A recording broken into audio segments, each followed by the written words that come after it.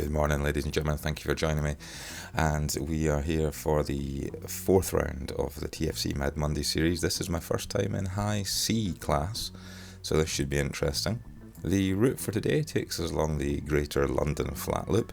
As you can see, it's largely quite flat. Just a couple of little hills, little rises, but the graph looks skewed because the maximum height on it is only 30 metres. So they're not very long, they're not very steep, but they might just be enough to cause a few little breaks in the group. So this is 40.5 kilometres, 3 laps of the route, largely quite flat. The sprint banner is on the lead-in and the end of laps 1 and lap 2 for the intermediate sprints, and then the final sprint. As I say, this is the first race in High Cat C. It's also the first race on the new Wahoo kicker bike, so that's taking a bit of getting used to, try to dial in the settings to make them just right. But my impressions going into High C, I thought after doing quite well in Low C, I thought, it's obviously going to be harder. Maybe we can sit with the pack and, in the lead group and maybe contest some of the sprints, get maybe a top 10, top 20 in some of the sprints and pick up a few points. So let's see how that worked out for us. So the countdown is on in 3, 2, 1 and off we go. So we cross the line for the start of our first High Cat C race, and very much as expected, everything's just sort of heavy, but not quite WTRL heavy. Just rolling along with a couple of teammates there, and we will move onwards. And so we move forward to about 3 kilometres in now, and we're still on the lead-in. But things have already stretched out. We're still around 270, 280 watts, so that's about 2.93 watts a kilo here. And we are going to come up to the only real lumpy bits, just part of the lead-in, as we turn right at the end of the street here at the bridge. And then we're going to go up the Northumberland Avenue climb, and just trying to get towards the front of the group here, give myself just a little bit of sliding space on the climb. And we take the right-hander, and all of a sudden it picks up to 3%, 4% and upwards, and already you can see the powers coming out of some of the riders here. 5.5 watts a kilo. I'm sitting at around 4 and going backwards as we hit 5%, and this one's just getting strung out on the lead-in, and we're starting to fall off the back. Riders in front of us at 6.8 watts a kilo, 5.6 watts a kilo. This is just not what I was expecting, not at all. And indeed, as we come across the top, it is a big line of people stretched out, a long line of peloton, and we're already 71st and hanging off the back, still putting out 3 watts a kilo at that point, and it doesn't really seem like there's any way back into this. The heart rate's already at 190 at high 3.3, 3.4 watts a kilo, try to catch back on, but it is not going to happen, and it looks like this is going to break apart here. Indeed, as we continue down towards the hairpin at the bottom, we're going to go almost 180 degrees back on ourselves. I'm still putting out as much as I can, 3.3 watts a kilo, and still disappearing off the back. Down now to 73rd place, and it's safe to say as that gap opens up in front that this is basically the point that we say goodbye to the front group. And as we move forward now onto the mile, this is the actual start of the race, the first lead-in. This is the first sprint point. Unfortunately, Zwift Power is still broken when it comes to giving you category-based results of the intermediates, so I actually have no idea who won the sprint points there. The downside of being around 25-30 seconds off the back of the peloton before you even get to the start, I guess, I can't give you any results. Anyway, as you can see, we are now between 11 and 20 seconds from the front of the race. They are pulling away from us, and so we're going to just try and pick up as many riders as we can on the way back. So still on lap 1, as we approach around the halfway point in the lap, I decide that it's time to get this group a little bit bigger. There was a group about 5 seconds ahead of us with a few riders that I knew in it. There's AJ, Isaac's Team TFC, and I think maybe another Zwift Riders Scotland rider there as well.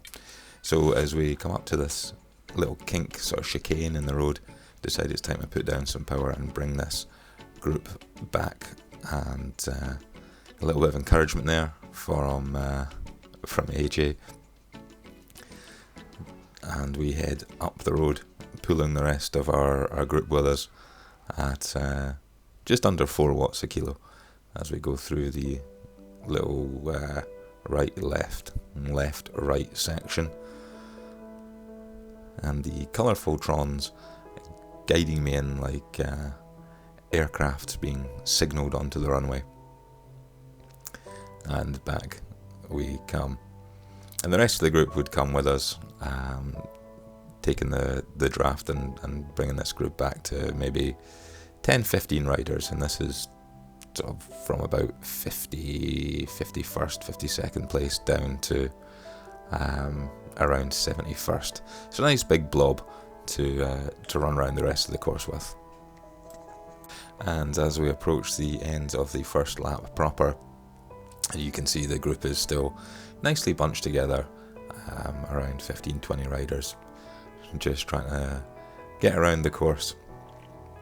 You can see we are already a long way behind the lead group isn't even on the mini map anymore, so it is long gone. And we come across for the end of lap number 2. We've picked up a couple of stragglers, and still just the very faintest signs of anyone else on the minimap, I think at the very furthest point. But yeah, still a long way behind, 32 seconds to the next group on the road.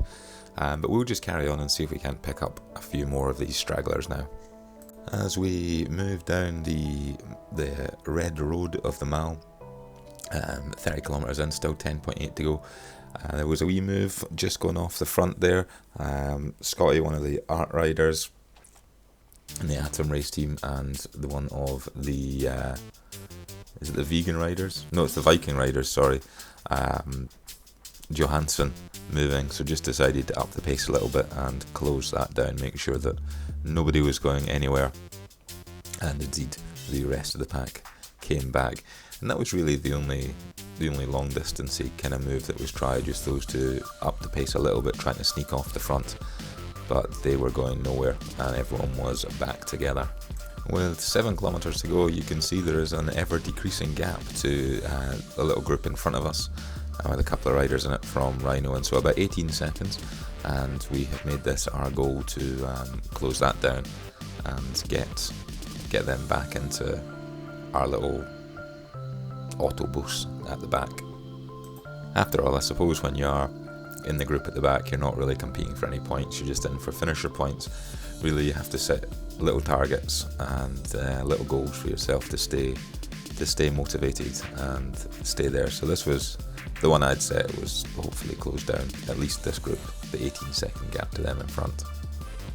And as we move forward again, you can see it was actually closed down quite quickly, as with 5 kilometres to go they were basically brought back, and everyone was together here, and this would take us maybe to it must be about 25 riders in this group now once we've caught them. But it's closing in the final 5k as we make our way towards the finish line. And as we come out of the subway tunnels, with a little underpass, you can start to see a move starting to go. One of the ART guys and Kelly from Zwift Riders Scotland start to go up the road. We move the pace up a little bit to try and catch on to a draft of the TFC Chasers, and indeed it did not go too far, because they were caught by the time they got to the little flat in between the two lumps. But it's always worth a move. If nobody marks it, you can get away and secure yourself a couple of extra places. So always worth a shot. And now we move into the final 700 metres. We are going to take this hairpin right-hander, and then it's on to the red bricks of the mile and to the sprint finish. So interested to see how my sprint can hold up. It's been a bit of a, it's had tough moments in the race. There's definitely a few matches been burnt. We've tried to pull things back, so we're not 100% by any stretch. But I can see AJ Isaac starting to move now. He's out of the saddle, 8 watts a kilo, 8.1. We decide to move with him. We hit 8.8, 8.9. He's hitting 11.7 as we try and chase him down. He's moving. He's got TFC riders coming behind as well from Harris. We keep on pushing. We're about 700 watts, but we are dying, and we realise that at this point, as we actually start the sprint, we are not going to make it. And so we kind of sit up a little bit, and we'll drop a few extra places, but it's not going to make the world of difference. It looks like about a 46th place finish, but we will check the results and see exactly how that one panned out. So first of all, the results from the main group, Uwe Ampler of Ruhr Riders from Matti Hermann of Team Cryogen and Vermund Grinskar from the Vikings team. Excellent results from them. TFC putting up riders in 4th as well. From our own neck of the woods, AJ Isaacs from TFC there, and onwards to Kevin DeViet, Jorg Acker, Chris Duffy, Ben Harris, until we finally find me down in 47th place. But happy enough, we got across the finish line, so we're not too upset about that. Pretty hard race, 2.8 watts a kilo, 20-minute time, but glad it is over. So to say that High Cat C was a baptism of fire would be a massive understatement. This is hard as anything. This was far harder than I had any expectation of it to be. And yeah, it's certainly set quite the target if I want to be competitive in this race series going forward. But thanks for joining me, and if you had a good time, hit the subscribe button. We've got some route recons for the WTRL series coming up, so hopefully you enjoy them, and I will see you next time.